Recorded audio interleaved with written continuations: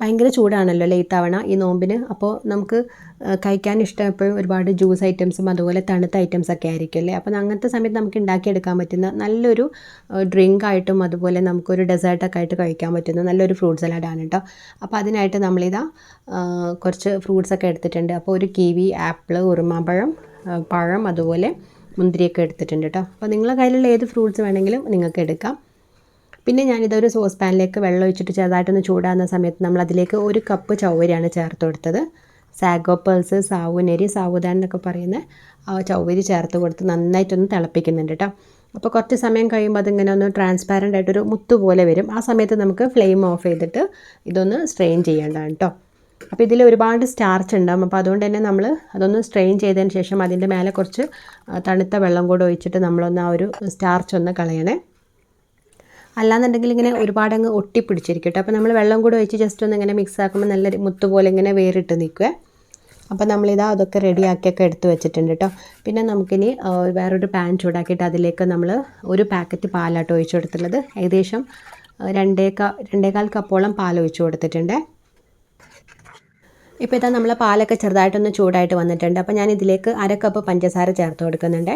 അപ്പോൾ ഇതൊരു പാകത്തിനുള്ള മധുരമാണ്. അപ്പോൾ ഇതിൽ കൂടുതൽ മധുരം വേണമെങ്കിൽ നിങ്ങൾക്ക് മധുരം ചേർത്ത് കൊടുക്കാം. അപ്പോൾ ഞാനല്ലാതെ ഒരുപാട് നമ്മൾ ജ്യൂസായിട്ടൊക്കെ നോമ്പിൻ്റെ സമയത്ത് ഒരുപാട് മധുരം കഴിക്കുന്നതുകൊണ്ട് കുറച്ച് അളവിൽ മധുരം എടുത്ത് കേട്ടോ.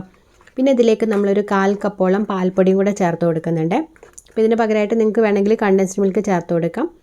അപ്പോൾ നമ്മൾ പാൽപ്പൊടിയും ചേർത്ത് നന്നായിട്ടൊന്ന് മിക്സ് ചെയ്ത് കൊടുത്തിട്ട് ചെറുതായിട്ടൊന്ന് ചൂടാവുന്ന സമയത്ത് നമ്മളിതിലേക്ക് 1 ടേബിൾ സ്പൂൺ കസ്റ്റാർഡ് പൗഡർ, കുറച്ച് പാലും കൂടെ ഒഴിച്ച്, പാലോ അല്ലെങ്കിൽ വെള്ളമായാലും മതി, നമ്മൾ ജസ്റ്റ് ഒന്നിങ്ങനെ മിക്സ് ചെയ്തിട്ട് ഇതിലേക്ക് കുറേശ്ശായിട്ട് ഒഴിച്ച് കൊടുക്കുകയാണ്.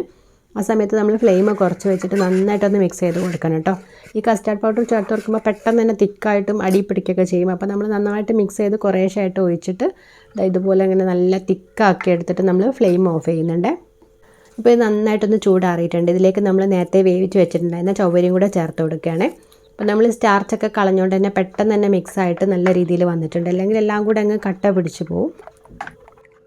ഇനി നമ്മൾ നന്നായിട്ടൊന്ന് മിക്സ് ചെയ്തിട്ട് ഫ്രിഡ്ജിൽ വെച്ച് തണുപ്പിക്കുക. കഴിക്കുന്നതിൻ്റെ കുറച്ച് സമയം മുമ്പ് മാത്രം എടുത്താൽ മതി കേട്ടോ. തണുത്തൊക്കെ വന്നപ്പോൾ ഒന്നും കൂടെ ഒന്നെങ്കിൽ തിക്കായിട്ടുണ്ട്. അപ്പോൾ വേണമെന്നുണ്ടെങ്കിൽ കുറച്ചുകൂടെ തണുത്ത പാലോ അല്ലെങ്കിൽ തണുത്ത വെള്ളമൊക്കെ ഒഴിച്ചെടുത്താലും മതി.